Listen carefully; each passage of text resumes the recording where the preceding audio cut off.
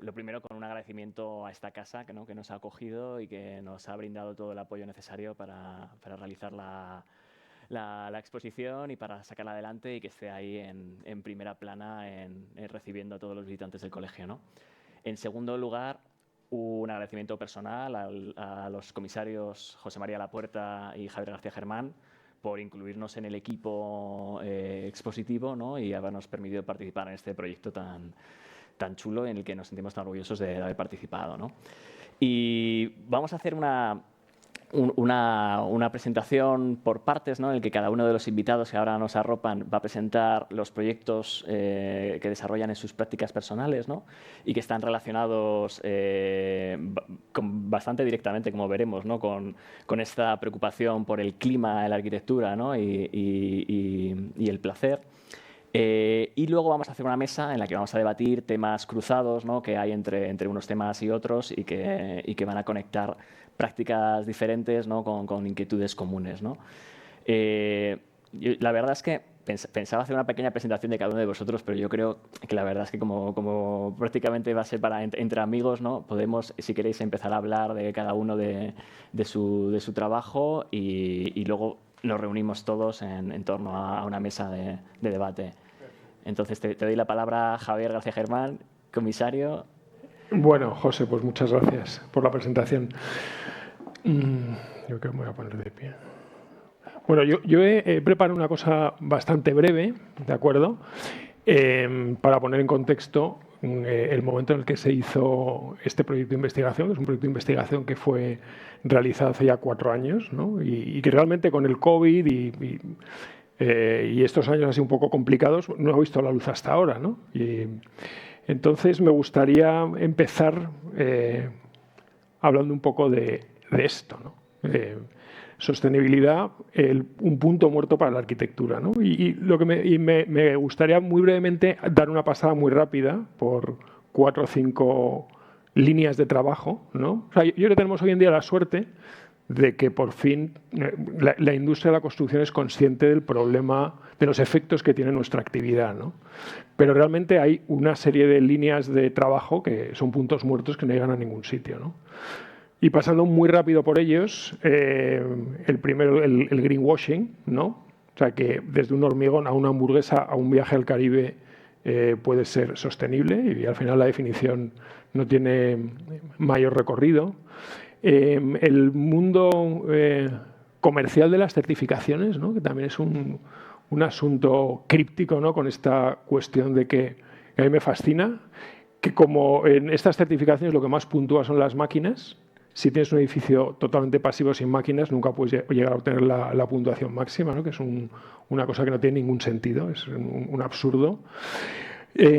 También otras líneas de trabajo, ¿no? Como el ecotech, ¿no? Que deriva de alguna manera del high-tech y trabajan los arquitectos con unas herramientas muy sofisticadas, con una tecnología muy sofisticada, con unos presupuestos muy altos, de alguna manera obviando que el trabajo que desarrolla, pues no es como por ejemplo este edificio de Mario Culchinela en Pekín, está obviando que realmente donde hay que trabajar probablemente sean las ciudades hiperpobladas del cinturón tropical, ¿no? Donde realmente deberemos trabajar los arquitectos para desarrollar unos tipos pasivos que puedan aclimatar y hacer que la vida sea fácil para sus habitantes sin tener que depender de recursos energéticos. Y luego también yo creo, y yo aquí me siento un poco partícipe de esto, en el mundo académico durante los últimos años ha pasado prácticamente lo mismo, ¿no? O sea, que toda esta línea que viene del ecotech, que se ha apoyado mucho en la ciencia y en la técnica para buscar una salida al posmodernismo y hacer que la arquitectura sea un poquitín más sensible con el medio ambiente, ha acabado yo creo que en un fondo. O sea, yo creo que ha aportado mucho, ¿no? Es curioso cuando lees estos títulos, ¿no? O sea, que se habla de termodinámica, se habla de ecología, se habla de ecosistemas, se habla de metabolismo. O sea, el lenguaje denota cuál ha sido un poco la orientación que ha habido en el mundo académico y yo realmente creo que hace falta complementarla con un discurso un poquitín distinto y creo de alguna manera que la exposición que tenemos abajo pues intenta ir en esa dirección, ¿no? O sea, a mí, como arquitecto, me parece que hemos llegado a un momento que es parecido al que pasa de la modernidad a la posmodernidad, ¿no? O sea que tú cuando comparas estas dos casas, que están separadas un poquitín más de una década, ¿no?, te das cuenta del paso que dio Venturi de este reduccionismo, postura unívoca del movimiento moderno. De repente pasa una cosa mucho más compleja, donde los arquitectos recuperaron la heterogeneidad de la arquitectura, el compromiso con la disciplina. Y me parece que hoy en día vivimos un momento parecido, ¿no? O sea, que cuando la tendencia en el entorno a la sostenibilidad tiene que ver sobre todo con una perspectiva técnica y una perspectiva más tecnocientífica, la necesidad que tenemos de superponer toda una serie de cuestiones que van paralelas al discurso técnico, ¿no? Y que para mí os voy a enseñar unos pares de fotografías donde entiendo que hay cosas que hablar, ¿no? Desde el punto de vista de la historia, a mí, por ejemplo, me parece que los historiadores que están revisando el trabajo de los Olguea con una dimensión mucho más cuantitativa, pues deberían complementarlo con otros historiadores como Silvia Lavin, que están metiéndose en cuestiones más psicológicas, del disfrute de los espacios, ¿no? Con esta imagen de un invernadero, una señora disfrutando del sol de poniente.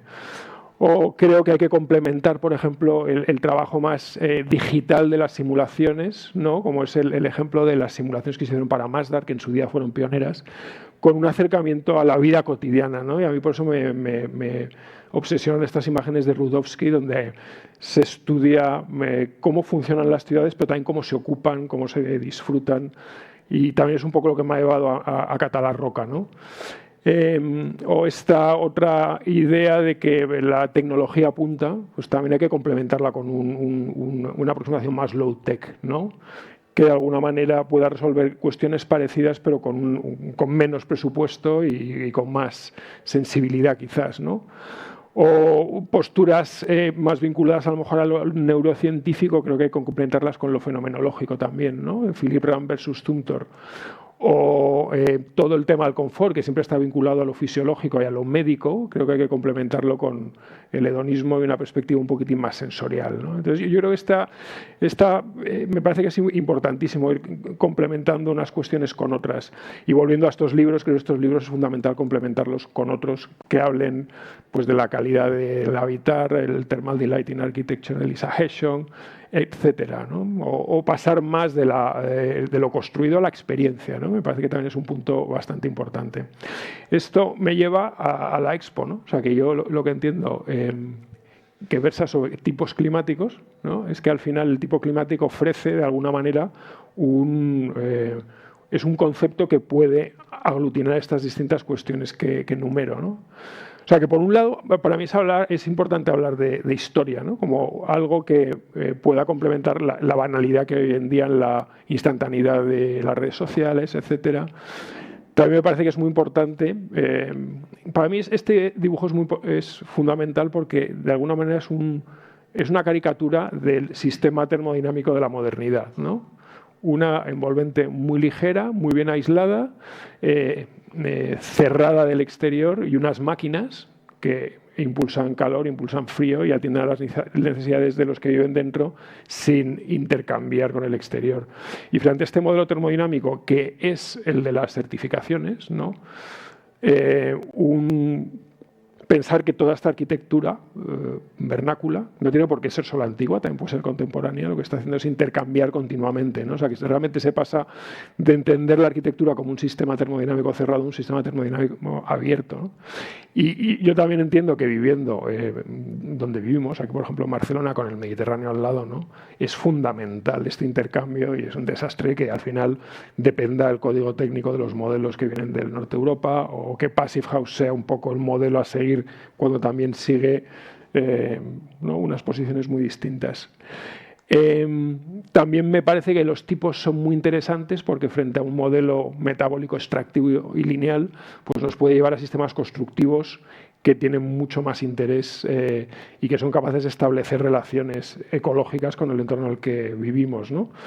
Y también yo en cierta medida confío en la industria, pero como una manera de actualizar sistemas constructivos primitivos, ¿no? Y me parece que es un tema muy interesante que me gustaría debatir luego, ¿no?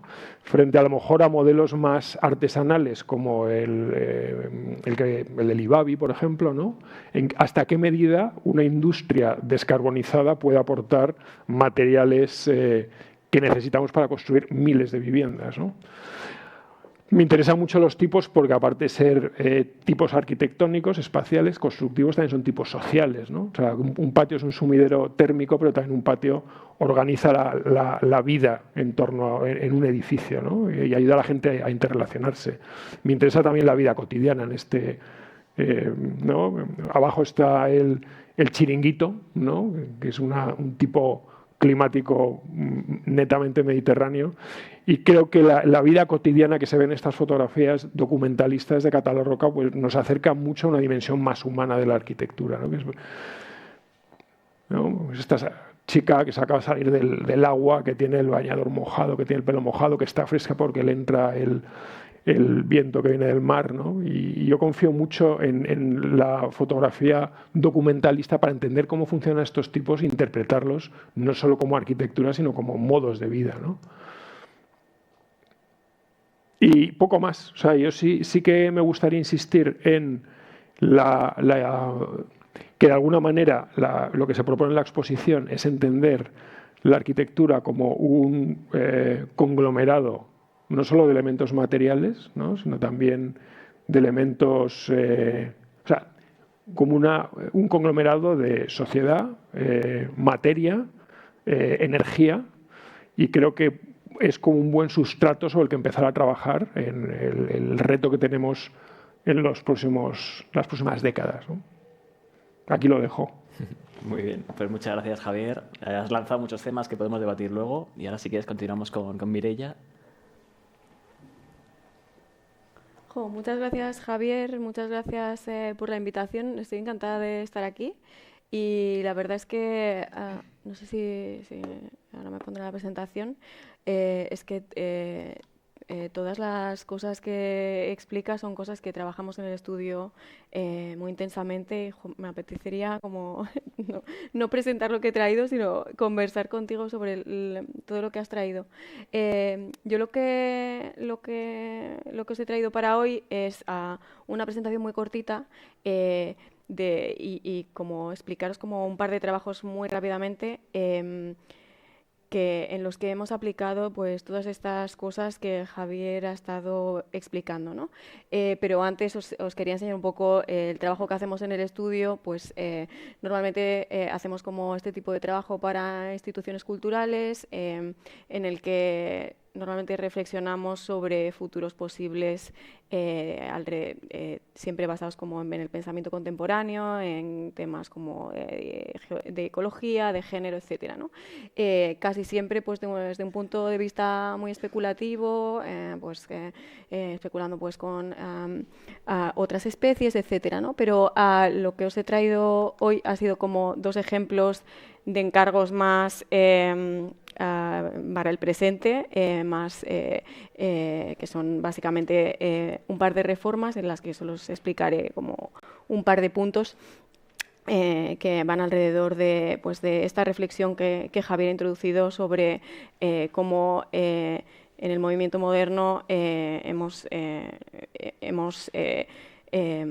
relegado mucho la dependencia a los combustibles fósiles para la generación de los ambientes en nuestras casas, y además nos hemos obsesionado con esta estanqueidad de los espacios, ¿no? Y cómo pues desde el buscar, sin romantizar, arquitecturas pasadas en las que por la no dependencia de los combustibles fósiles esto se tenía más presente, hasta trabajar con nuevos modelos, pensamos que por ahí pasa el futuro de nuestra existencia y de nuestra disciplina, etcétera, ¿no? Entonces, como lo hemos titulado Domesticidades en el nuevo régimen climático global, y os quería explicar un poco esta casa, que es de The After House, que es una reforma que hicimos en Madrid, de 110 metros cuadrados, para la que también en tiempos de COVID, con lo que nos dio tiempo a reflexionar mucho sobre ella, y como era la primera vez que nos enfrentábamos a un proyecto así, de alguna manera tratamos de aplicar el acercamiento político y de pensamiento contemporáneo que tenemos al resto de nuestra obra en esta obra, ¿no? No voy a entrar en todas las reflexiones que hicimos, pero básicamente estuvimos analizando pues, todos los espacios domésticos con todos los programas que ello conlleva, pues, con las cocinas, los espacios de baño, las habitaciones, de alguna manera tratando de desvelar sus trazas históricas y como los poderes que los han gobernado, y de alguna manera cuestionarlos y ver si a partir de la propuesta de modos alternativos de vida podíamos avanzar de alguna manera, ¿no? Pues estas son como todas las reflexiones que hicimos, pero os voy a explicar solamente una de ellas, ¿no? Que es la reflexión sobre los espacios de dormir, ¿no? Y entonces caímos en estos estudios de Silvia Federici sobre los inicios del capitalismo en el siglo XVI y cómo la arquitectura ha apoyado este sistema, ¿no? Y entonces, mirando este grabado de Giovanni Stradano del siglo XVI, podemos ver que las habitaciones en ese siglo no se entendían de la misma manera que las entendemos ahora. Esto es como una alcoba, ¿no? En la que vemos que hay diversas personas, que también parece que se suceden distintos programas, ¿no? Hay gente que está cosiendo, gente que está cocinando, también hay una cama, ¿no? Anticipamos que también hay gente que duerme en esta estancia, pero a medida que ha ido avanzando los años, la tipología de vivienda en la que vivimos los occidentales, heredera de la vivienda burguesa, normalmente pues, las habitaciones son piezas en las que dormimos normalmente una persona individual, ¿no? Y ella lo relacionaba con la necesidad que tiene el capitalismo de generar subjetividades más individuales para poder responder a los deseos individuales de las personas, y además la oportunidad de mercado que se da para la necesidad también, con la necesidad de climatizar estas distintas unidades habitacionales, ¿no? Entonces, pues estuvimos reflexionando sobre esta tipología, ¿no? Y aquí en esta comparación veis la distribución original y la distribución a la que llegamos, ¿no? La distribución original pues es una distribución de casa burguesa típica en la que vivimos prácticamente todos aquí, que se organiza mediante pasillos y habitaciones, ¿no? Habitaciones que no poseen ventilación cruzada, donde los baños tampoco tienen ventilación, están en los espacios más oscuros de la casa. Hay dos accesos, el de servicio y el principal, etcétera, ¿no? Y nosotras propusimos esta distribución alternativa en la que, en lugar de distribuir mediante pasillos y habitaciones, conseguíamos generar un modelo completamente con ventilación cruzada a partir de generar espacios con distintas temperaturas, a partir de hacer como pues, una caja dentro de una caja dentro de una caja, ¿no? Lo primero que hicimos fue en lo que llamamos el espacio de verano, que es la casa de verano, que es este espacio azul. Pues quitamos todas las ventanas y generamos un espacio que era pues, prácticamente casi exterior, ¿no? También con una intención de consumir menos recursos, ¿no? La mitad de superficie, la mitad de recursos constructivos, la mitad de economía, etcétera, ¿no? Y dentro la caja naranja la llamamos la casa de invierno, que necesita está conformada por materiales con mucha inercia, pero de mínimo carbón embebido. Y no tiene necesidad de calefacción, y dentro otra caja que sería la habitación comunal, que tiene unas necesidades térmicas también determinadas y que por la acumulación de materiales y de ambientes puede tener una temperatura más estable, ¿no? Entonces, esta es la habitación comunal que proponíamos, que por un lado, ahondaba en los beneficios afectivos que tiene el dormir juntos, pero también los beneficios térmicos que tiene, ¿no? Y cómo este programa pues, se generaba como en medio de la casa, ¿no? Entonces, más allá de, también como decía Javier, de la ecología, estamos convencidos que más allá de una mera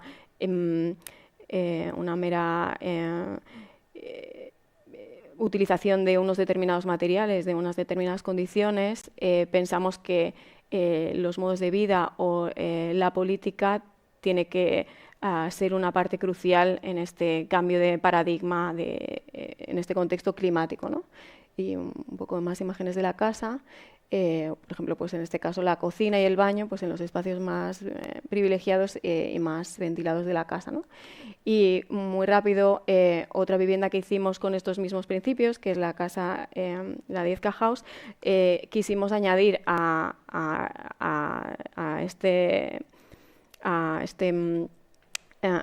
todo lo que habíamos reflexionado en la casa anterior, que solo se explica una parte, el factor económico, ¿no? También esta idea de que todo lo sostenible todo lo no sostenible está más favorecido por el mercado, con lo cual para tener una actitud ecológica siempre tenemos que tener una economía mayor. Y tratamos de trabajar sobre esto, ¿no? Hicimos esta casa que la reforma costó 10.000 euros, ¿no? Entonces, lo primero que hicimos fue en este gráfico tratar de estudiar como de la parte azul, compararlo a la parte de lo rosa sería de la vivienda nueva, tratar de estudiar todos nuestros materiales o las estrategias de la primera vivienda y analizarlos en términos económicos para poder optimizar la economía sin perder pues, performatividad o ecología, ¿no?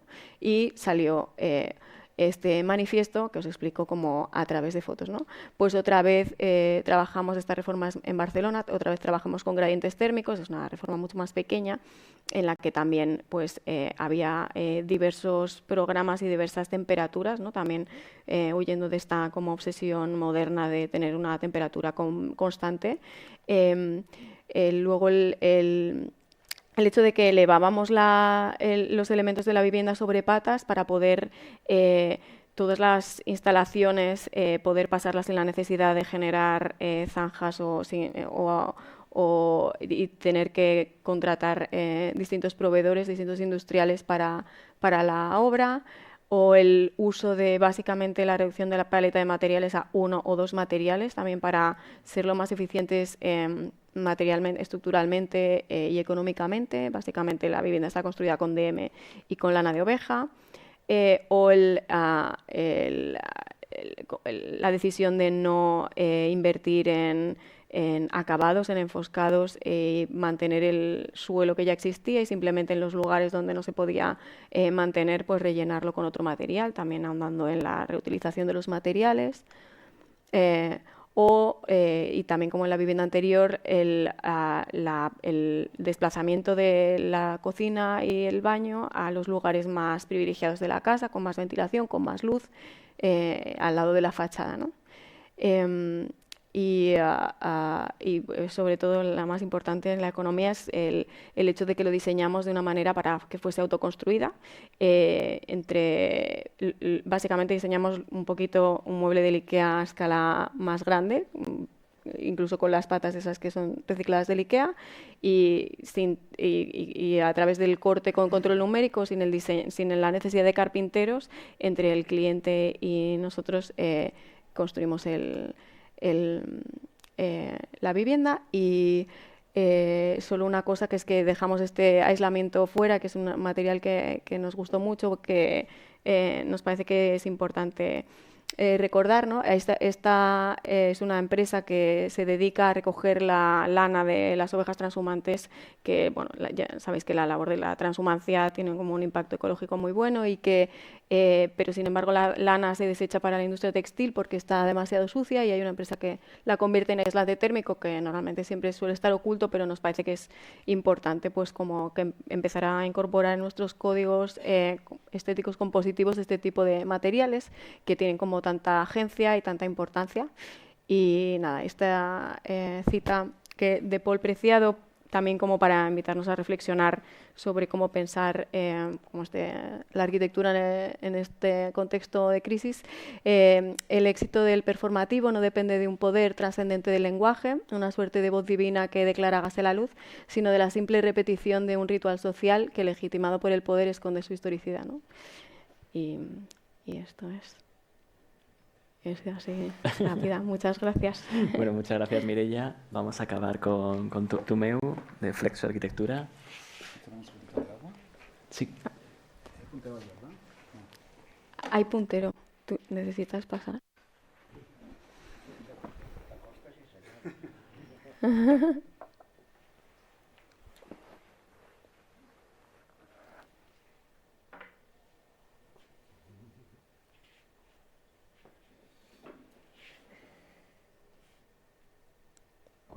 ¿Sí?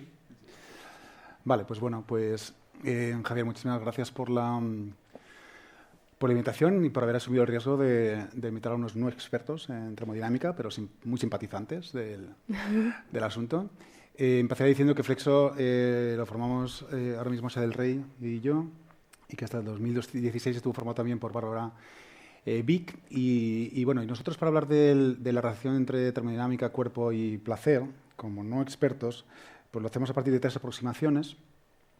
Tres aproximaciones que luego intentaré ejemplificar con algunos proyectos, ¿no? Intentaré ser breve y también hablar no muy rápido, porque si no es que me como las sílabas. Entonces, el primero tiene que ver con el termodeseo, ¿no? Que entiende la arquitectura como un artefacto que media entre el deseo de lo íntimo y lo colectivo, a partir de la definición de distintos gradientes de temperatura y confort dentro de la vivienda, ¿no? Porque hay otra sostenibilidad que se llama la sostenibilidad social, que trata de la interacción social. La segunda aproximación tiene que ver con la termorrenuncia, que trata de establecer como principio rector de nuestros proyectos la renuncia a ciertas inercias en el confort de las personas, y para ello, ¿no? con la finalidad de reducir la demanda energética, y para ello tener que renunciar a sistemas mecanizados de generación de calefacción y de aire acondicionado, ¿no? La tercera tiene que ver con la termobelleza, que esto es un término prestado, creo que es tuyo, ¿verdad? Belleza de termodinámica, pero tiene que ver con el hecho de apostar por una estética híbrida que sea capaz de optar y combinar materiales de distintos orígenes y procedencias en función de su capacidad operativa, ¿no? Sean tanto estos artesanales como industriales, ¿no? Y esta foto es un ejemplo como perfecto, ¿sabes? Esto nos llegó hace muchos años, es el hijo de una amiga que se acercó disfrazado de esta cosa múltiple. Su madre le preguntó, ¿qué haces? Le dijo, pues me voy disfrazado de Darth Vader, Spiderman, Ferran Adrià y Sant Jordi, ¿no? Cuando la madre preguntó por qué, dijo, pues porque así tengo los poderes de todos ellos, ¿no? Los poderes de cada uno de ellos, ¿no? Y además, él, sin saberlo, se acercaba de una forma como alucinante, como muy precisa, a esa relación entre lo local y lo global, ¿no? Entre esa posible artesanía, ¿no? Como próxima de Sant Jordi y Ferran Adrià, conociendo directamente sus beneficios, y imaginarios otros que pueden estar poblados en otros lugares, ¿no? Como Darth Vader y Spiderman, por ejemplo. Bien, hablaré de tres proyectos así como muy rápidamente. El primero es nuestra vivienda estudio, que está en la calle Llull, en Poblenou, en este puntito rojo, que se beneficia de las brisas del mar, que tiene orientación suroeste. Son esas 4 ventanas que veis con la persiana enrollable, persiana Barcelona, verde, detrás de la celosía, que nosotros intentamos como preservar frente a otros vecinos que ya veis lo que ha ocurrido. En cualquier caso, se trata de la reforma de un local en esta sexta planta para convertirlo en nuestra vivienda y estudio, ¿no? Este local está formado por 4 crujías, 5 pórticos de hormigón, tiene como característica esa gran celosía de unos 20 metros de longitud dando a suroeste, tiene la... Bueno, no tengo punto, da igual. Tiene otra cuestión que es muy singular en este tipo de locales, es que tiene ventilación cruzada. Y una restricción como un condicionante muy importante es que solo tiene un punto de conexión en las instalaciones, ¿no? En uno de esos extremos, que es esa columna de tricolor que se ve a la izquierda, ¿no? Nuestra respuesta tenía que ver con generar un cordón o un perímetro activo desde el punto de vista de las instalaciones, que es el que rodea toda la vivienda, con la finalidad de generar una zona central neutra para posibilitar y facilitar los posibles cambios de uso a lo largo del tiempo, ¿no? Esa es la configuración actual, ¿no? Las dos primeras crujías son despacho, las dos siguientes crujías son vivienda, ¿no? En el futuro podría ser todo vivienda o todo despacho. Por lo cual, los materiales que se ubican en el centro de la vivienda están conformados por entramados de madera ligero, cortinas, etcétera, etcétera, ¿no? Se produce de nuevo ese gradiente, y además de una forma como muy contundente, desde lo colectivo a lo íntimo, porque en el despacho pues trabaja otra gente, ¿no? Que no somos solo nosotros, y en esas piezas que está al fondo es donde se ocupan nuestras habitaciones, ¿no? Dentro de esos espacios con cortina. El valor más característico, seguramente, desde el punto de vista termodinámico y de generación de confort en esta vivienda, que se ha hecho con muy pocos medios, se costó la reforma en total 60.000 euros, estamos como sin nada, consiste en la decisión como muy obvia, ¿no? Los tres ejemplos que explicaré, además, van desde el más sencillo, que es este, más como simple, a otros más complejos que llevan monitorizados, etcétera, ¿no? El desmontar la celosía, el vidrio de la celosía de hormigón que está en fachada, disponer de una segunda piel. Esa segunda piel es la que acoge además esa fachada dilatada con esa parte inferior que tiene un conducto que representa las instalaciones que recorren todo el perímetro de la vivienda, ¿no? y que la alimentan. Y aparece pues una simple persiana enrollable entre la celosía y el vidrio, ¿no? Que permite que nosotros en invierno, y eso es verdad, ponemos la calefacción que sí tenemos en este caso 2 semanas al año, el mes de enero-febrero, básicamente. Implica, por otra parte, que vamos más o menos abrigados dentro del domicilio, no tenemos por qué ir en manga corta o en camisa. Y en verano, pues con la ventilación cruzada y las persianas enrollables y la presencia de la brisa del mar, pues sí, en agosto hay puntas de calor, pero básicamente vamos a vivir sin aire acondicionado, ¿no? El siguiente proyecto es una vivienda, la reforma, digamos, de una pieza, un pabellón existente en Algaida para convertirlo en vivienda y estudio de un cliente. Este proyecto lo hicimos con Bárbara Vic. Se sitúa en el campo mallorquín. Algaida es un pueblo pequeñito que está, vamos, en la carretera de Inca, para quien conozca Mallorca.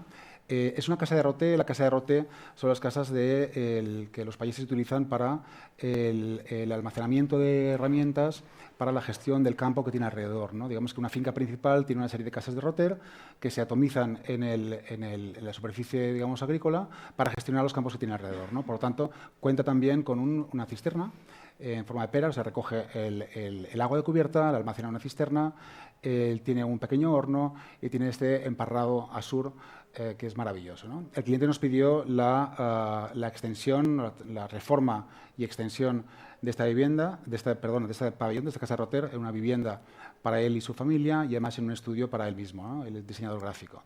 La aproximación consistió en trabajar desde la lógica del pabellón y del elemento fragmentado. En el caso de la vivienda, lo que hicimos fue rotarlo alrededor de un patio central, ¿no? Ahí a la izquierda se ve el volumen preexistente respecto a los 3 volúmenes nuevos, ¿no?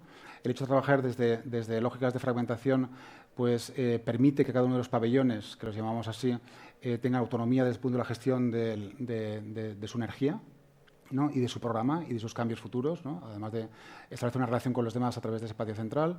En la punta de la derecha aparece su estudio, entre los dos aparece pues, la piscina y entre ellos aparece esa gran pérgola que en la tipología de la masía, de la finca, de la posesión mallorquina, es el lugar donde acontece todo lo colectivo, ¿no? Es el lugar donde en las casas tradicionales pues, se produce la matanza del cerdo, el embutido del producto de la matanza, la celebración de San Juan, Nochevieja, de todo lo que puedes imaginar, ¿no?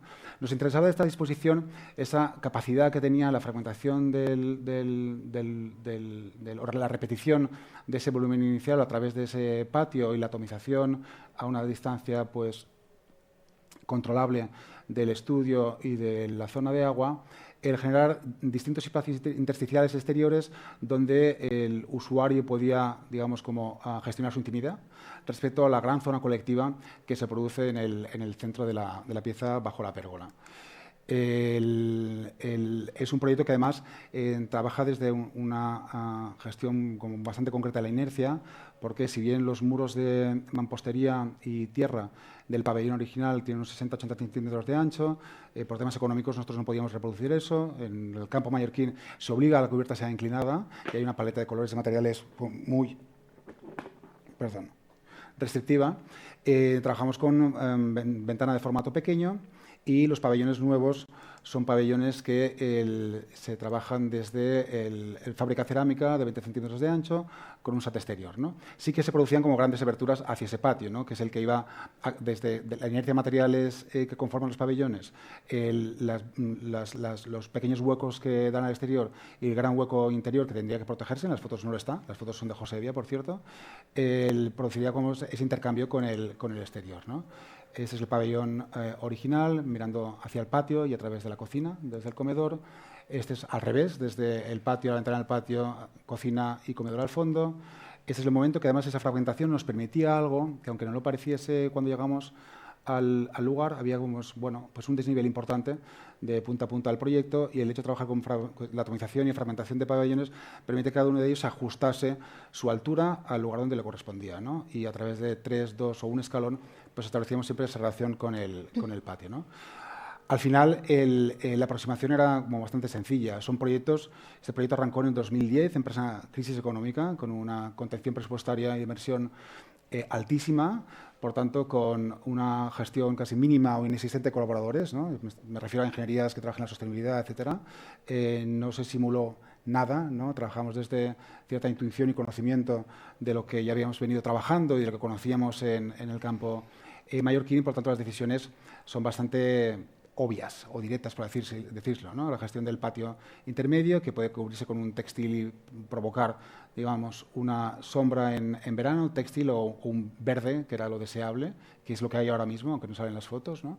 De hoja caduca, para dejar el paso de los rayos solares en invierno, que calienten esa galería, y que nosotros aconsejamos al cliente, cuando se recuperase económicamente, pudiese cerrar esos pabellones con elementos acristalados y generar una galería que fuese un captador y acumulador energético que se disipa hacia los pabellones por la noche, ¿no? La cisterna se mantuvo, pues la que ya había, recogiendo o aumentando por 3 la superficie de agua acumulable en la misma. Otro elemento fundamental también es la pérgola, ¿no? La pérgola, que en el pabellón original había ese emparrado como pequeñito. Nosotros pues utilizamos como la misma aproximación. Apareció una pérgola con nuestra fotografía del patio, una pérgola con un cañizo que es el que comunica como todos esos elementos fragmentados en el paisaje mallorquín.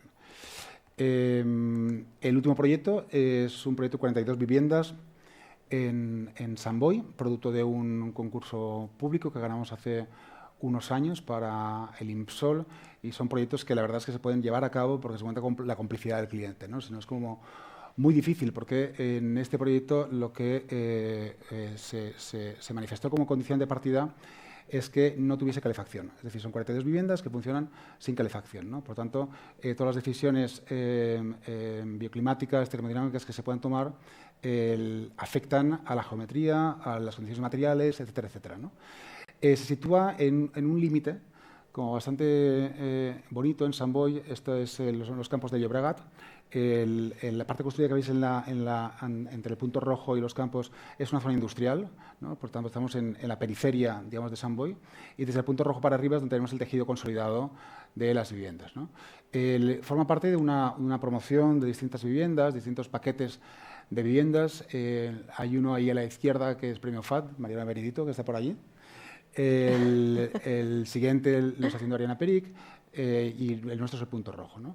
Es interesante además el hecho de que se sitúe, digamos, entre esta zona, la zona de residencial y la zona del polígono industrial, pues una franja verde. Es un proyecto de Valle y Roig, digamos, para pues dotar de un colchón, entendemos nosotros, el de parque para uso público, pero digamos que delimite lo que es la cuestión del tejido residencial superior respecto a la zona industrial inferior, ¿no? Pero nos interesaba mucho esta condición y esta aproximación, esta cercanía del polígono industrial desde la banalidad y lo ordinario que a veces manifiestan esos polígonos dentro del registro de toma de decisiones que tiene que llevar a la definición estética del proyecto, ¿no?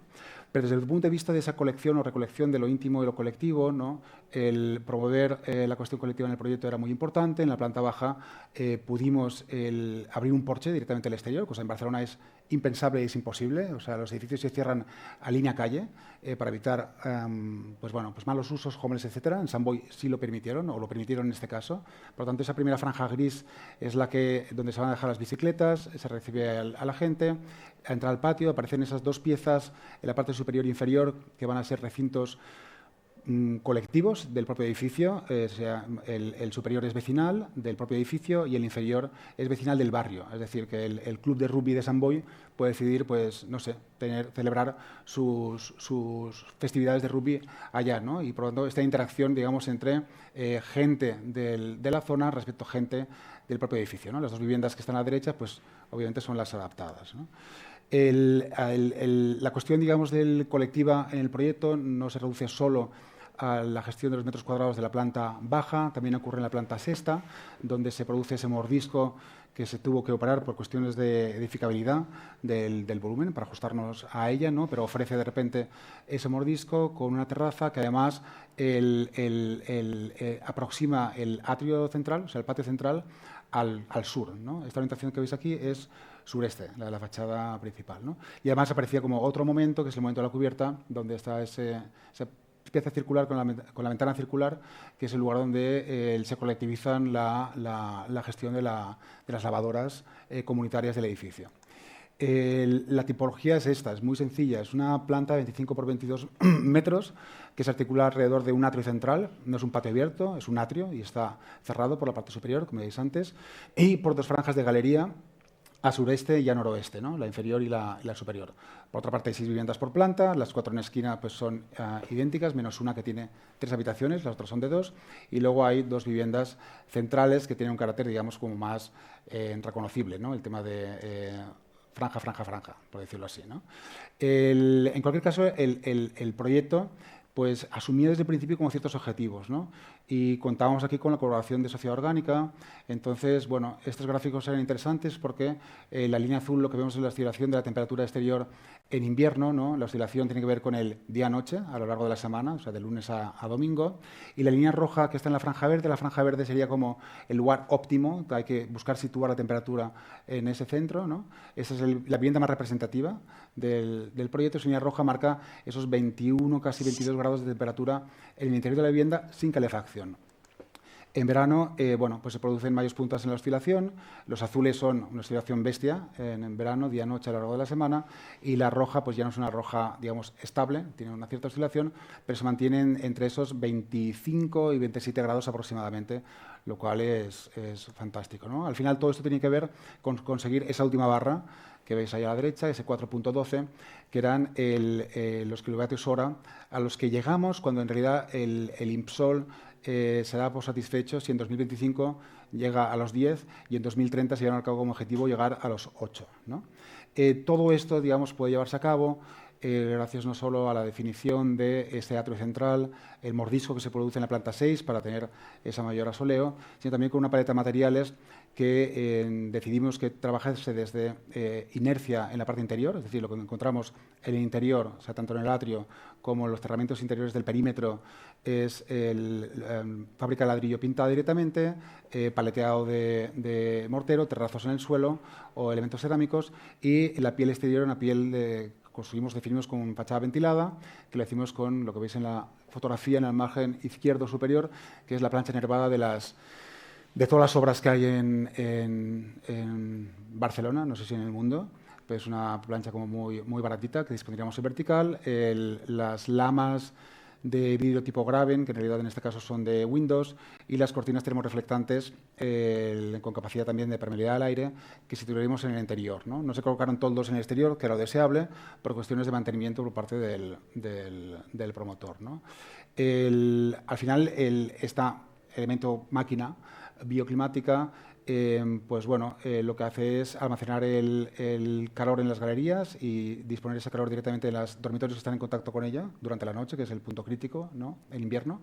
El gran atrio central funciona también como un recolector de calor, desestratifica, digamos, ese aire que se acumularía en la parte superior a través de un ventilador que aparece pues, en la parte superior del atrio, y ese aire precalefactado que aparece en el interior del atrio, en el cuerpo del atrio, es el que se suministra a aquellos dormitorios que no están en contacto directo con las galerías, ¿no? Por lo tanto, digamos, el resumen, digamos, del funcionamiento de este elemento sería este, ¿no? Por otra parte, la disipación del calor en verano pues funciona abriendo las partes inferiores, o sea, ese porche de entrada, y dejando, digamos, que el aire circule en la vertical hacia la parte superior del atrio.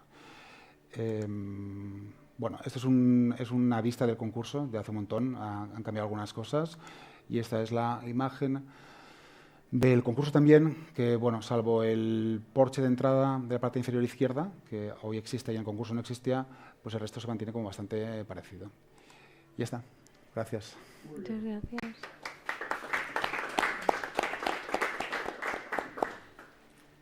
Muchísimas gracias a los invitados, qué maravilla de proyectos que nos han traído.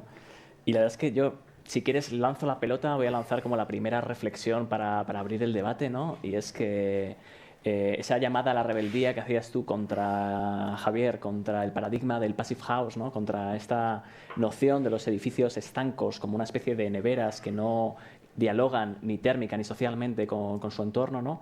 Pues tiene dos ejemplos, ¿no? Los ejemplos tanto de TAC como de Flexo, ¿no? De cómo se puede contestar, ¿no? Y yo quería reflexionar sobre qué instrumentos tiene el arquitecto para convencer a un promotor, a un cliente, para ir en contra del mercado, ir en contra de los statements, de los certificados, de qué es lo que te premian y te puntúan, ¿no? Y cómo se pueden plantear estrategias un poco más inéditas, ¿no? Más rompedoras, y qué instrumentos tenemos, ¿no? para poder llevarlas adelante con éxito. Es una pregunta para ti, Mireia, ¿eh? ¿Yo? Es que yo tengo muchísima suerte porque mis clientes suelen ser siempre pues instituciones culturales que entienden mucho estas cuestiones, y los clientes que han venido a pedirnos las viviendas y que vienen porque han visto la anterior, y entonces como que lo tenemos muy fácil, pero claro, es realmente difícil, ¿no? Por todo el contexto, porque es que no solamente como el imaginario colectivo, ¿no? Y la cultura, sino como es la regulación, es el mercado, es todo, ¿no? Y se me ocurrían, cuando Javier hablaba, dos ejemplos de cómo pues las cosas se nos ponen difíciles, y uno es como el tema de los certificados, ¿no? Y me acordaba de cuando también has hablado de Masdar, o sea, como lo incongruente que puede llegar a ser todo, como Masdar, me acuerdo que tenía que llegar el final de obra en un determinado momento, porque si no, no le daban el LEED Platinum, porque, claro, a más horas, más contaminación, más tal. Pero se daba la situación de que eran tiempos de Ramadán, y entonces eso supuso que los trabajadores tuvieron que trabajar horas y horas sin comer, ¿no? Entonces, como está clarísimo, no solo por lo que, o sea, la locura que explicaba Javier de que se premia cuanta más máquina, que no están bien, están planteados en base a unas necesidades determinadas de mercado, pero no en base a unos principios ecológicos más allá de las condiciones materiales determinadas, ¿no? Y de como una visión de la ecología pues muy reduccionista, ¿no?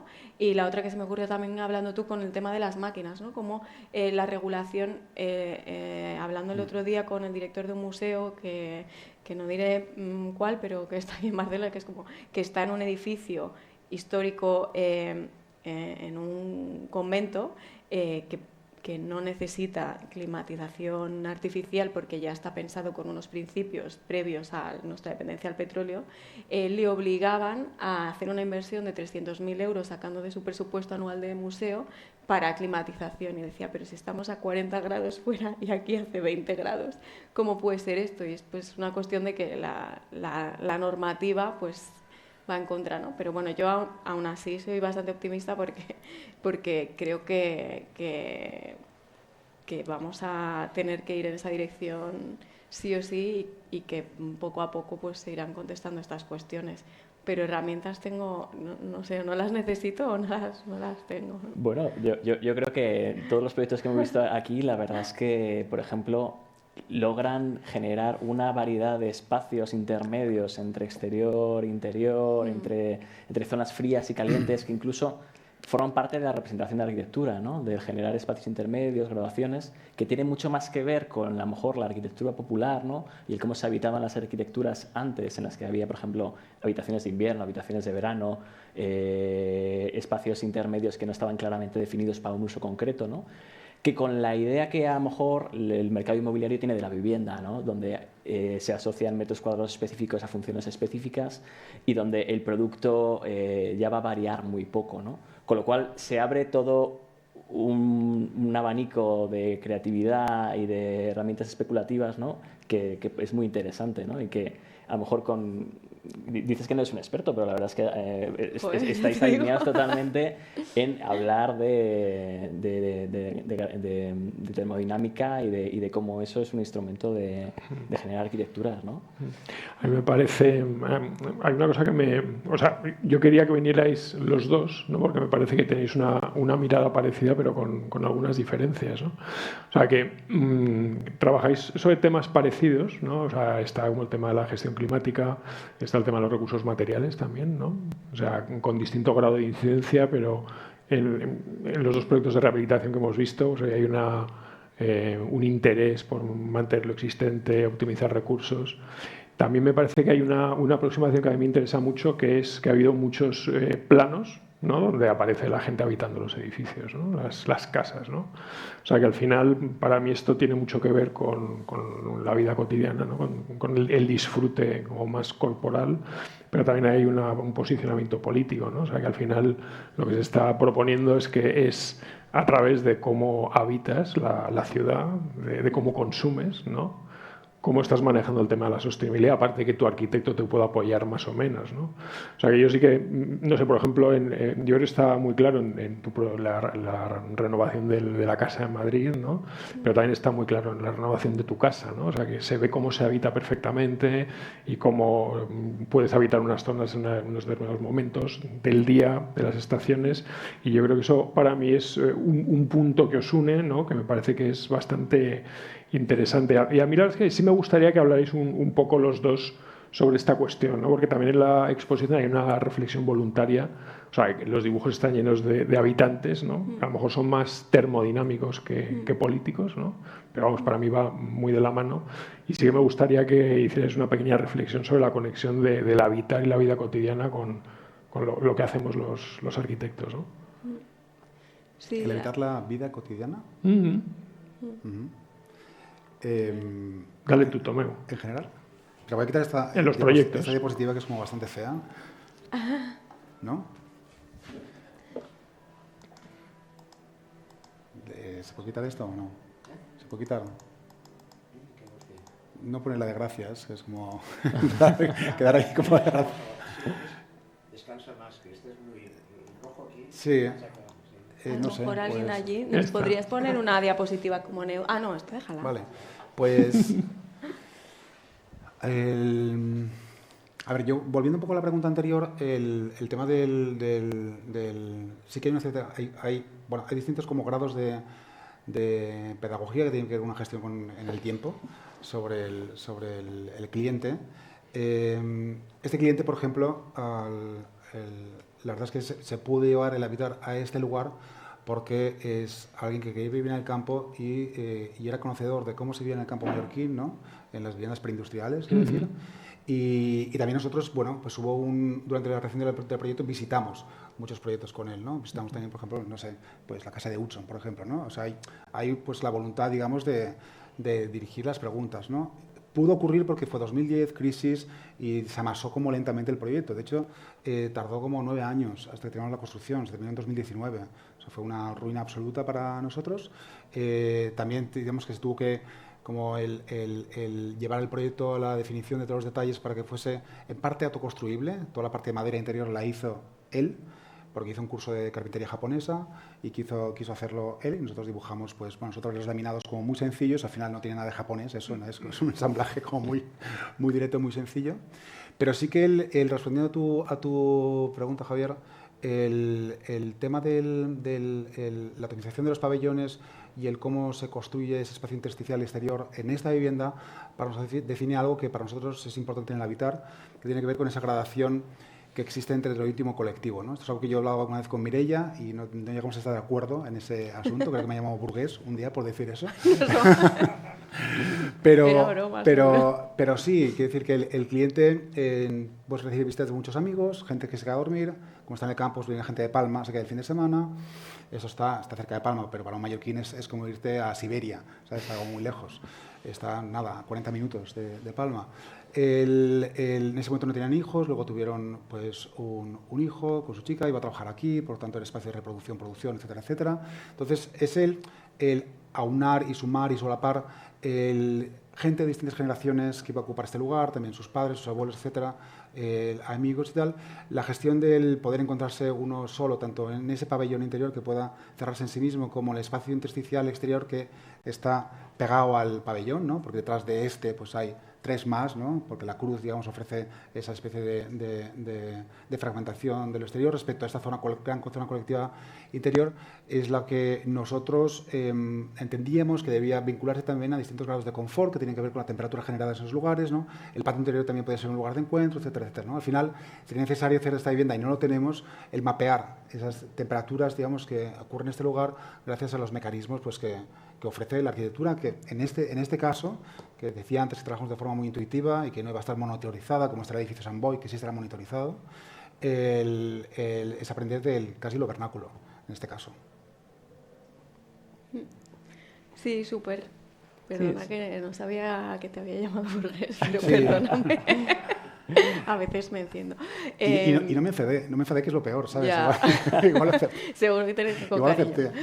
No, yo creo que es muy importante. Una cosa que de verdad que me gusta mucho de los dibujos es lo de incluir las personas, ¿no? Y es verdad que, y como nosotros también usamos mucho lo de los modos de vida, ¿no? Como el reflexionar sobre los modos de vida actuales y sobre qué capas de la historia esconden y cómo se ha llegado a esos modelos de vida y qué raíces desvelan en políticas y en todos los sentidos, ¿no? Entonces, como el utilizar, o sea, el que los humanos sean un agente termodinámico, pero también un agente político, creo que nosotros es algo que exploramos mucho en los proyectos, ¿no? Entonces, como desde esta cuestión que os hemos explicado de la habitación comunal, que en nuestra cultura es una cuestión casi como, bueno, la gente se ofende muchísimo, pero en algunos países de Asia el 90% de los niños a los 14 años todavía duermen en la habitación que misma habita sus padres, o el modelo coreano o el japonés,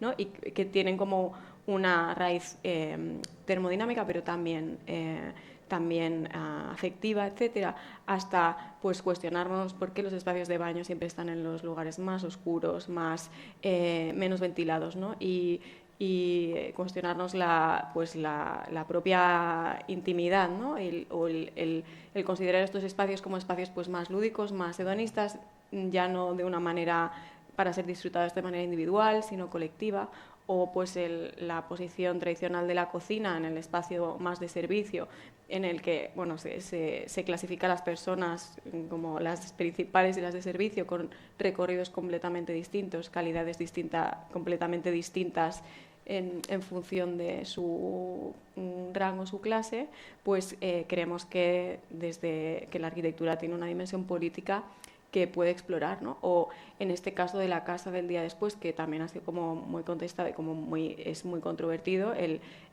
quizá asimilar que desde un punto de vista de crecimiento o de pues, frenar nuestros hábitos de consumo, pues a lo mejor tenemos que considerar que no siempre podemos disfrutar de todas las estancias de la casa o no siempre podemos disfrutar de la temperatura deseada, ¿no? Y en los gráficos de Tomeu se ve súper bien, ¿no? Entonces, como que quizá vamos a tener que adaptar nuestros modos de vida y yo lo digo siempre como con muchísimo optimismo, ¿no?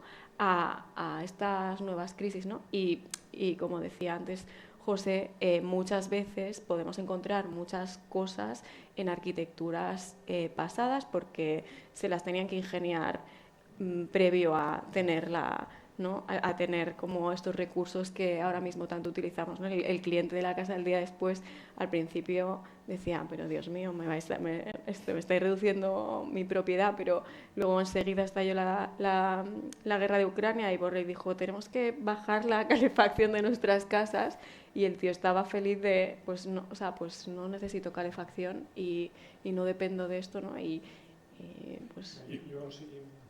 No, yo creo que en ese sentido hay una proximidad de ejemplos preindustriales que hemos vivido y experimentado. Yo diría que todos los que estamos en esta sala, por la edad que veo aquí, ¿no? Y eso hace que podamos hablar, digamos, con cierta seguridad y confianza de estos asuntos, ¿no? Y estoy hablando como cuestiones como la mesa camilla, por ejemplo, ¿no? Sí, totalmente. Hemos estado aquí, hemos estado en la mesa camilla y sabemos qué significa desde el punto de vista del confort la mesa camilla, ¿no? Otros elementos textiles que aparecen en la vivienda, ¿no? Tú hablas del dosel, ¿no? En tu cama, por ejemplo, ¿no? Pues esto hemos dormido allá, los que estamos aquí, hemos tenido la mesa camilla, y lo interesante, digamos, de ese elemento es que no funciona solo desde el punto de vista cuantificable de temperatura, sino que la mesa camilla, cuando yo era pequeño, pues generaba el lugar de encuentro social, era el momento en que hablaba con mis padres, pues cada día, ¿no? Sobre el cole, veíamos el 1, 2, 3 en la tele, etcétera, etcétera, ¿no? Entonces, bueno, esa proximidad hace que podamos tener ese optimismo, ¿no? No sé qué puede pasar con otras generaciones que estén más alejadas de esos ejemplos, ¿no? Totalmente. Pero es cierto que es bastante alucinante. Por ejemplo, una cosa, un día que me contaba Albert y que yo te expliqué a ti, ¿no? Sobre la estacionalidad de la vivienda del ensanche, ¿no? Esa capacidad de rotación y de darse la vuelta como un calcetín de la vivienda, ¿no? Para aprovechar pues, los mejores momentos climáticos del año, ¿no? Y vivir en ese lugar donde se produzca ese aprovechamiento. Tienes toda la razón, a mí me pasa lo mismo. O sea, yo tengo vivencias de pequeño en zonas rurales del sur de España, viviendo en casas totalmente artesanales, a lo mejor con 200 años, y realmente la gestión climática que tienes que hacer de ellas es lo que te produce el confort, ¿no? Y me parece que es una experiencia que compartimos y que a lo mejor, aunque hay otras generaciones que no las comparten, hay que transmitirlas, ¿no? Es fundamental. A mí hay una cosa que me ha interesado mucho de lo que tú has dicho en tu charla, ¿no? Que hablabas de lo vernáculo, pero sin romantizar, ¿no? Y yo creo que eso es un tema que es muy importante, ¿no? O sea, que todos estos retos a los que nos enfrentamos con una visión romántica no vamos a poder resolverlos, ¿no? Entonces hay como temas muy complicados, ¿no? O sea, yo creo que a mí me interesan vuestras dos perspectivas porque entiendo que esa visión romántica no existe, ¿no? Y que muchas estrategias que son a lo mejor vernáculas, porque se han dado ya en edificaciones siglos atrás, sin embargo están materializadas con una tectónica, ¿no? Y con unos materiales que no son puramente artesanales, ¿no? O sea, hay como una hibridación. Tú también lo has mencionado ¿no? Cuando hablabas de la termobelleza y la foto esta del Spider-Man. Y yo creo que eso es un tema crítico, ¿no? Y a mí también me gustaría conversar un poquitín sobre esto, ¿no? O sea, en qué medida, o sea, cómo podemos actualizar cuestiones que han estado ahí desde hace siglos en el habitar, descarbonizando, ¿no? O sea, que también lo comentábamos antes un poco abajo, ¿no? O sea, hasta qué punto, cómo podemos apoyarnos en la artesanía sin ser artesanales, porque yo creo que, sobre todo en las grandes ciudades, a lo mejor en determinados contextos rurales sí que lo puedes hacer, pero en las grandes ciudades donde hay unas demandas de vivienda brutales, no puede ser artesanal, ¿no? Me gustaría tener un poco vuestra opinión, a ver cómo... Bueno, Dale. Sí. Claro, Mallorca tiene una trampa porque... Tiene trampa Mallorca. Bueno, uno ve esto y claro, cree que pertenece al mundo rural, ¿no? Como si estuviese segregado de todo lo que ocurre, por ejemplo, en otros ámbitos de Mallorca, que es la costa, porque es una isla, la cuestión insular, digamos, tiene una gestión que tiene que tenderse desde el punto de vista del metabolismo de todo el conjunto. Y es cierto, en Mallorca ocurre algo terrible, ¿no? Y es frente a la gestión precisa de estos asuntos, de los recursos, pues de muchas agencias y de muchos arquitectos, ¿no? La realidad es que el 95% de lo que se construye, el 99% quizá, ha sido optimista, de lo que se construye en la isla, es esa basura, ¿no? Lo demás, ¿no? Entonces, tiene esta especie como de paradoja, ¿no? Hay unos ejemplos muy precisos que tienen pues ahora resonancia internacional y que bueno, lleva a cabo el IBABI, sobre todo, y es una lástima, ¿no? A mí me genera esa paradoja porque en realidad no puede dar respuesta, digamos, a la gran presión y demanda que tiene la isla, ¿no? Y mientras uno está cuidando eso, ¿no? A su espalda, digamos, se está hormigonando el resto, ¿no? Lo cual es una catástrofe. Y se están hormigonando hoy, es decir, las políticas de la vivienda en una familiaridad aislada, repartida en grandes urbanizaciones, coche, aire acondicionado y tal, se están construyendo ahora para este verano que viene. Es decir, que eso no lo frena ni nadie por ahora. Y seguramente va a ir a más con las políticas que nos vienen encima ahora. Pero sí es cierto que a nosotros, claro, a mí me interesa ver el futuro como una opción casi Mad Max, ¿no? El trabajar desde esa lógica desprejuiciada, desde el punto de vista de la combinación de materiales. Y es cierto que en las grandes ciudades, por ejemplo, el tema de la minería urbana y de apuestas que tienen despachos como Rotor en Bélgica o Circular en Suiza o muchos otros trabajan desde esas lógicas, ¿no? Es lo que tengo, es lo que pongo y lo utilizo, ¿no? Y hace falta pues una relación no romántica con el asunto, ¿no? Que tiene que estar desprejuiciada. Aquí, aunque no se ve, porque pues bueno, pues la normativa no lo permitía, la torre, bueno, he traído foto, pero el pabellón torre está hecho con una estructura metálica, porque el cliente, que es muy avispado, además trabajaba desde el trueque, lógicas de trueque. Entonces hacía un logo para una empresa de vigas y le decía, págame con IPNs. En especie. Sí. Y ahora con un montón de IPNs. Entonces nos decía, tenéis que hacer esto con IPNs, chicos. Entonces, bueno, pues en un lugar donde quizá la normativa no hubiese obligado a enmascarar aquello con la cuestión rural, pues hubiese sido expuesta, digamos, ese entramado metálico en fachada. Pero Samboy, digamos, quiere ir por allá. O sea, él busca eso, el sumar esas dos cosas, ¿no? Sí, yo creo que es como igual que... pues como siempre tratamos de analizar, pues como hemos intentado analizar todas las estancias de la casa, todos los programas, ¿no? Y como tratar de como desgranar pues las raíces pues del movimiento moderno, o sea, las raíces coloniales o de cada una o culturales o religiosas de cada una de las piezas, pues lo mismo podemos hacer con toda esta paleta de soluciones que se nos vienen, ¿no? Como es recoger simplemente lo que nos puede ser útil, pero teniendo muy presente que trabajamos en este contexto, para este futuro, para este presente y con una realidad material determinada que tenemos al alcance, ¿no? Entonces, si este tipo de soluciones las podemos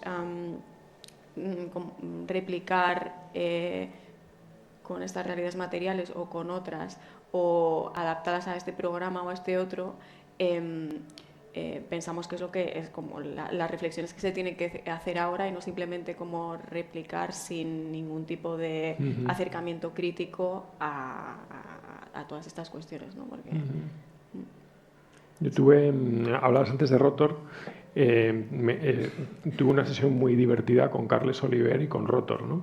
wow, Y estuvo muy bien porque claro, Rotor en el contexto de Bruselas, ¿no? En el norte de Europa, como gran metrópoli, reciclando, reutilizando todo tipo de elementos constructivos, ¿no? Y por otro lado, Carles, pues hablando de la experiencia del IBABI, trabajando con materiales locales, y al final la conclusión a la que llegaron es que hacían lo mismo, pero en contextos distintos, ¿no? O sea, que no había como ningún tipo... Yo quería crear la polémica, y no hubo polémica porque la ideología era la misma, pero en contextos distintos, ¿no? O sea, que al final pues tiene su... Son las realidades materiales que les están rodeando. Entonces, nosotros, pues... igual, si depende del contexto en el que estés, pues estás haciendo una cosa u otra.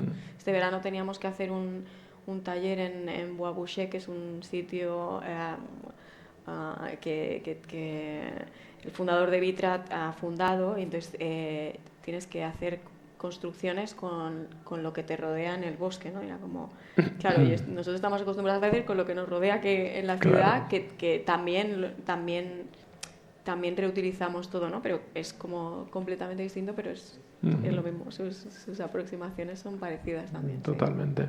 Bueno, esto que se llamaba Appropriate Technology, ¿no? Que lo vieron en los años 70 y tal. A mí me gustaría, sí que, no sé, me estaría bien abrir un poco la conversación, ¿no? que son temas que nos incumben a todos. Quizá tú, Albert, quieras comentar algo, Ferran, que no estaría nada mal.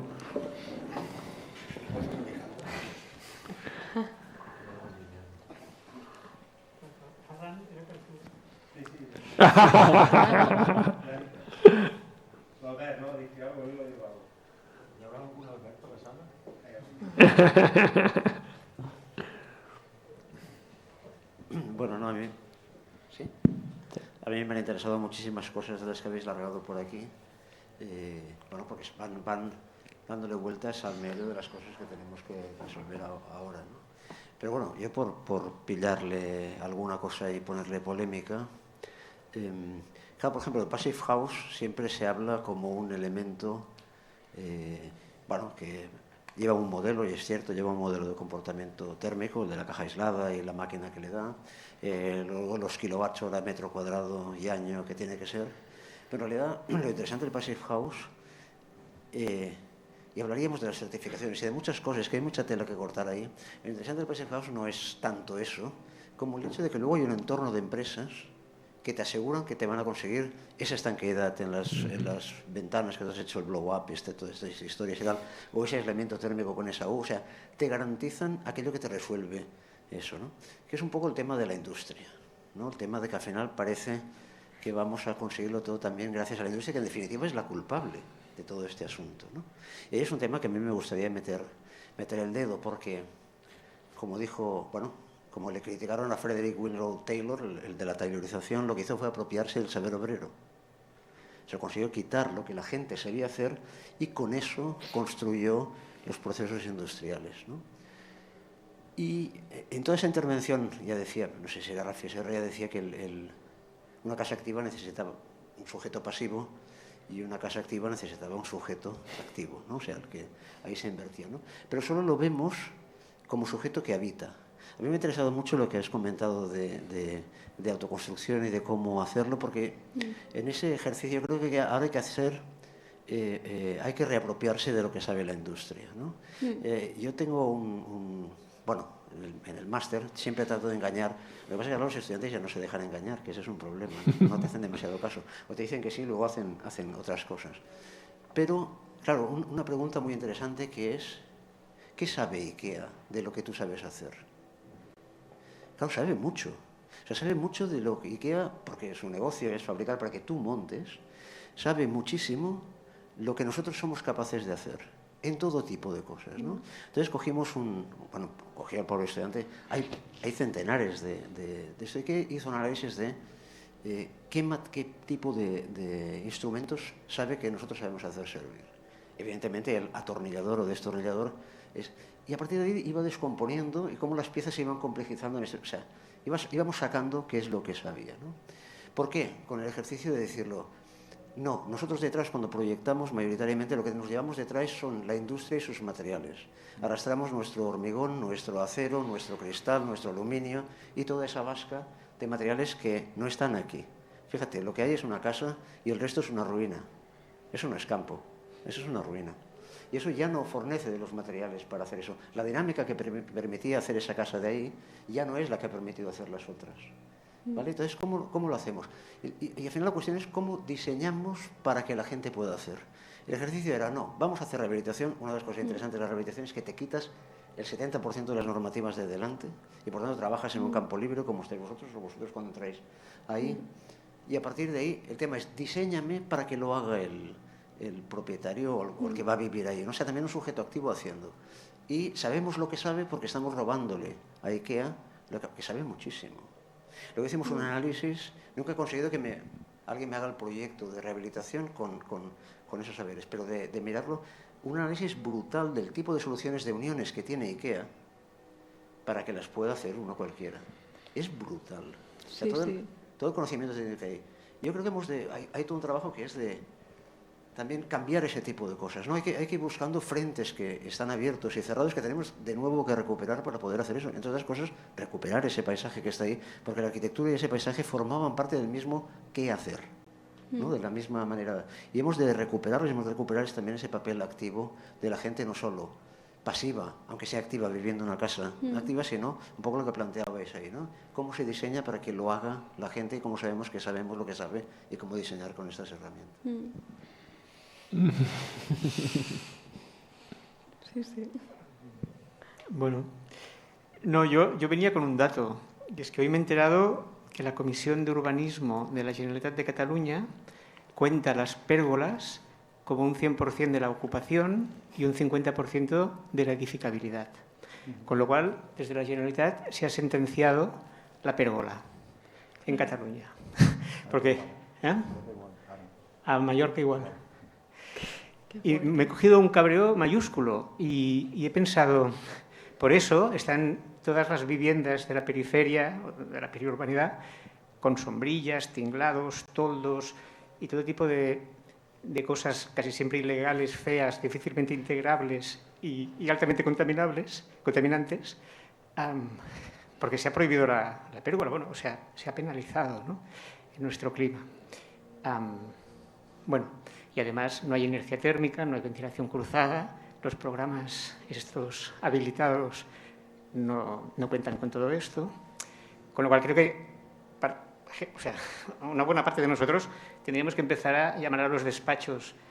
Tú hablas mucho, ¿no?, de la normativa y empezar como a cambiar las bases, no para puntas de lanza, como hemos visto aquí, sino para toda la retaguardia que está intentando hacer cosas bien hechas y simplemente se imposibilitan, ¿no? O sea, que sorprende mucho cómo el campo de batalla, el campo de acción, está siendo Totalmente restringido de una manera salvaje, ¿no? Bueno, esta reflexión. ¿Retaguardia?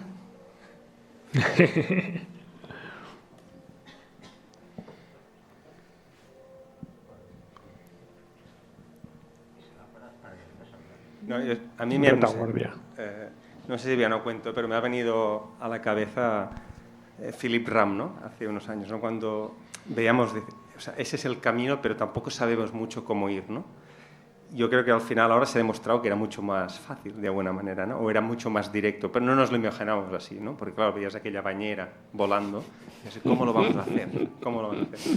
Yo creo que esto es una buena noticia por varias razones. Creo también porque ha habido, ya es como muy complejo, ¿no?, el devenir de la arquitectura, pero creo que ha habido como un acto de responsabilidad, ¿no?, de alguna manera, casi como después de entre la crisis y después del movimiento un poco icónico y tal, decir, bueno, tenemos que hacer algo como para el usuario, ¿no?, y ha habido un acto como de responsabilidad. Yo creo que cuando nosotros acabamos la carrera, muchos o pocos creo que estaban interesados en la construcción. Ahora la construcción es algo que en las escuelas, es decir, hacer un buen detalle constructivo cuenta, es importante, pero vinculado a una visión también como más holística, ¿no? Yo creo que, en ese sentido, creo que hay un acto de responsabilidad y también algo que creo que también hablabas de si el usuario es activo o no. Yo creo que es muy importante que al final todas estas arquitecturas, y esto yo creo que es una buena noticia, hay una idea como yo hace años, no sé, me vino a la cabeza esta idea de la domesticidad previa, ¿no? Es decir, que los proyectos antes de estar habitados ya hay algo, por mucho que luego se vayan a montar cosas, que ya está ahí. Yo creo que esto es clave, ¿no? Porque es decir, que no ha entrado alguien, pero ya hay vida. Yo creo que esto para mí ha sido como un cambio y que creo que en ese sentido que esté como encima de la mesa, en medio de moda, me parece que ha sido... Luego a veces uno se pasa porque está casi como vuelve a colgar los cuadros en la pared y que haya como que realmente sea doméstico, y están las gafas con el libro abierto, ¿no? Pero bueno, creo que es una buena noticia.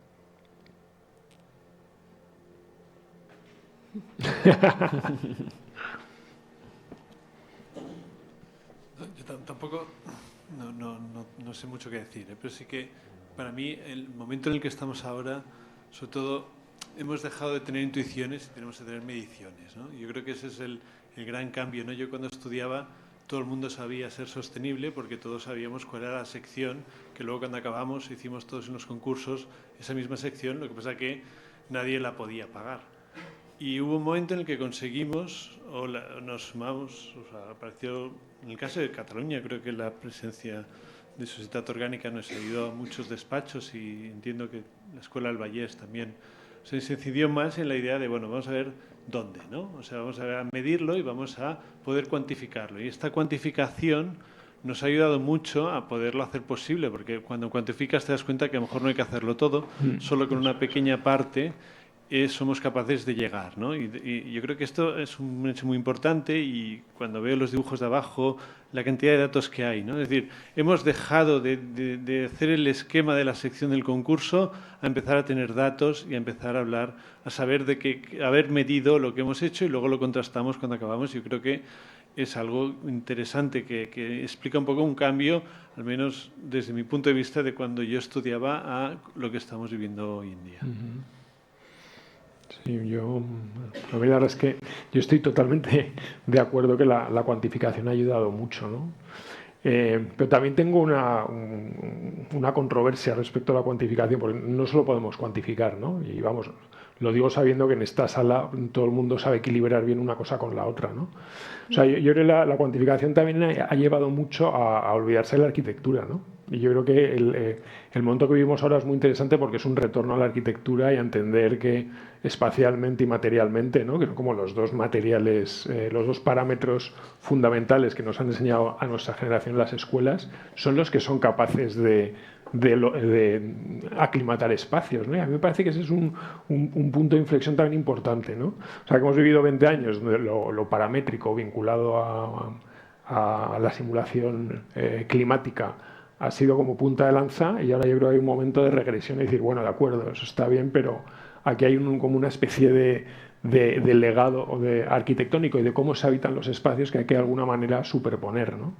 Y yo creo que ahí hay un punto donde, bueno, yo por ejemplo creo que ahora lo que está haciendo en Barcelona está muy en esa dirección, ¿no? Y me parece que es muy importante, ¿vale? Yo también creo que tiene mucho que ver con la cultura del habitar de los lugares, ¿no? Y cerca del Mediterráneo hay una cultura de habitar que no hay en otros lugares, ¿no? Y es fundamental, ¿no? O sea, al final no es solo la labor del arquitecto, sino es la labor del que te está encargando un proyecto que entiende esa manera de habitar, esa cultura de habitar, ¿no? También que yo creo que en esta ciudad hay una gran fortuna en el sentido de que los edificios pueden ser pasivos, ¿no? O sea, que el experimento que está haciendo en Sant Boi se puede hacer en Barcelona. En Madrid no tanto, por ejemplo, ¿no? Y hay otros lugares donde tienes climas más fríos donde no lo puedes sacar adelante, ¿no? Con unos ambientes interiores razonablemente cercanos a los estándares de confort que manejamos hoy en día, ¿no? O sea que al final yo creo que la cuantificación es muy importante, pero también la cultura del habitar aporta la otra mitad de la moneda, ¿no? Para que lo que hagamos tenga éxito. No, pero claramente lo que se ha explicado hoy son estos ejemplos que combinan perfectamente ambas estrategias, ¿no? Sí. Sí, yo tampoco me atrevería a decir que en un sitio se puede hacer una cosa u otra. Yo creo que necesitamos faros, ¿no? Y ejemplos como los que hoy se han explicado son faros que nos hacen pensar cómo podemos aplicarlos en el territorio en el que cada uno se encuentra, ¿no? O sea, yo creo que es interesante tener buenos ejemplos y, bueno, vamos por aquí, ¿no? Exactamente. Totalmente.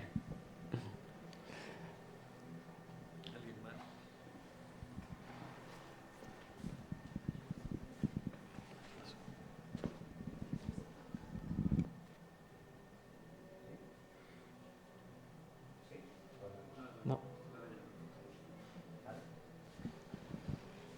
Ahora, pues, vale.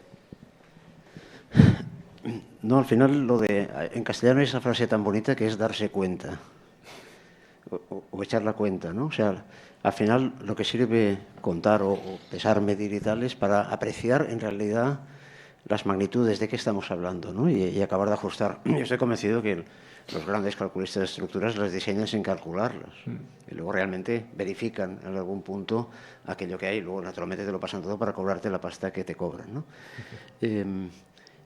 Y en ese sentido sí que hay ese flujo y desde luego hay que enganchar ese conocimiento. También es cierto, en lo que hablabas ahora de Madrid, que han cambiado muchas cosas que a lo mejor podrían recuperarse, ¿no? Sabéis que la biomasa ahora no es una NEAR, no es una fuente de energía cercana, sino que es distant. En cambio, es muy interesante porque en la llanada alavesa siguen manteniendo por una jugada maestra que hicieron en su momento, hace algunos siglos, vaya, que los montes son comunales todavía. Y cada casa tiene derecho a una cantidad de leña que saca de ahí para climatizar. ¿vale? Claro, ¿eso forma parte de la casa o no? Es lo que hablaba un poco de que ahí el campo es una ruina. O sea, ¿hasta qué punto esa leña que permite que en Álava, que hace también un frío como en Madrid, en un momento determinado la casa cuenta ya con una parte de suministro territorial? O sea, tiene una huella en ese sentido. Está entrelazada, con lo que hablamos aquí, está entrelazada con cosas que le permiten conseguir lo que tú estabas pidiendo ahora, ¿no? Porque a veces simplemente... Y es un poco lo que quería antes también con el tema de los materiales. Simplemente miramos el edificio como si fuera el edificio. El edificio en realidad forma parte del metabolismo más amplio y seguramente esos metabolismos hay que reconstruirlos. ¿Cómo? Esa es la gracia del asunto, ¿no? Y cómo desde la arquitectura, desde el construir y mantener esa habitabilidad, podemos jugar a enlazarnos y a generar de nuevo ese tipo de situaciones. Sí, nosotros la Casa de Madrid tiene un espacio, o sea, los vecinos comparten la leña también y tienen como, entonces por eso también hemos hecho, ahí la parte de verano hemos puesto una estufa con leña y todo eso, ¿no? Sí que es verdad que yo creo que hay claro, yo es que tengo a mis socios de Barcelona y yo de Madrid, sí que hay como una diferencia, ya no solo en como contexto climático, sino, es que le explicaba antes a Albert que mi socio fue alumno suyo y que el primer día de clase, y es que a mí me estallaba la cabeza porque como lo conocí nada más acabar la carrera, que Albert dibujaba la casa, lo puedo contar, dibujaba la casa Farnsworth y luego le sacaba decía, ¿os gusta, verdad? Sí, y le sacaba un cable y le conectaba a una central nuclear y decía, claro, pero pues esto significa esto. Y yo eso en Madrid nunca lo he oído, ¿no? Sí que teníamos a ti, Philip Ram, ¿no? Todo este contexto, ¿no? Pero también yo creo que hay aquí una tradición más, o sea, en ese sentido el tema climático se trabaja mucho más en el Valles que lo que hemos trabajado en Madrid a nivel académico. Totalmente. Hay una cosa que es muy curiosa hablando de sociedad orgánica. A día de hoy en Madrid no existe un equivalente, no lo hay. Entonces, o sea, ese hecho ya hace ver como la diferencia cultural que hay, ¿no? Que es increíble. O sea, tienes que venir aquí a tener tu asesoría o buscarla en el extranjero, que hay muchas, cada vez hay más, ¿no? Nosotros, por ejemplo, colaboramos con una oficina de Londres que se llama Atmos Lab y conozco al que la lleva y es un equivalente, ¿no? Pero en Madrid a día de hoy no hay nadie que lo haga, que es increíble. Tienes consultoras muy buenas de instalaciones que se meten un poco en temas de certificación, tal, pero nadie tiene una visión mínimamente termodinámica, ¿no? Fuera de la profesión, digo. Yo creo que hay una reflexión muy bonita, ¿no? Con esta idea de que hay que territorializar de nuevo el impacto que tiene la arquitectura, ¿no? Y que coincide un poco con lo que hablabas tú, ¿no? De que la exposición daría pie a otra exposición, ¿no? De a qué economías, a qué territorios, a qué manera de entender la relación entre habitar y territorio respondían esas arquitecturas que están en la parte de abajo dibujadas y que ahora han cambiado por completo, ¿no? O sea, ese ámbito territorial de escala media basado en unas determinadas actividades que ya han desaparecido por completo ya está fuera de juego, ¿no? Ahora, a lo mejor la escala global del ámbito al que corresponden nuestros proyectos, ¿no? es infinito. Tenemos granitos que vienen de Brasil, tenemos componentes técnicos que vienen de China, ¿no? Y de repente hemos perdido, lo peor de todo es que hemos perdido esa noción, ¿no? de entender de dónde vienen las cosas, qué procesos están implicados, ¿no? Y reconstruirlo es todo un reto, ¿no? Entonces, cuando hablas de los procesos constructivos que también son parte del diseño, que los eliges, que enseñas a la propiedad a cómo llevarlos a cabo, que se utilizan factores de oportunidad, ¿no? Pues es muy emocionante, ¿no? Pensar que eso también es parte de la arquitectura, ¿no? Y que ponerlo en juego forma parte del éxito, del fracaso que puedan tener a largo plazo nuestras arquitecturas, ¿no? O sea, que me parece muy interesante la reflexión de reterritorializarnos, ¿no? Y de pensar los ciclos metabólicos de la arquitectura, ¿no? Con una escala un poco más amplia, ¿no? Y que daría pie a una versión ampliada, ¿no? de esta exposición. Así que no sé si queréis, con esta reflexión terminamos y pasamos a otros temas. A las cervezas, eso. Gracias. Bueno, pues muchas gracias a todos por venir, por vuestra generosidad, enseñándonos estos proyectos. Sí, gracias a todos por venir, que siendo viernes es bastante más complicado, ¿no? Hay fines de semana y eso.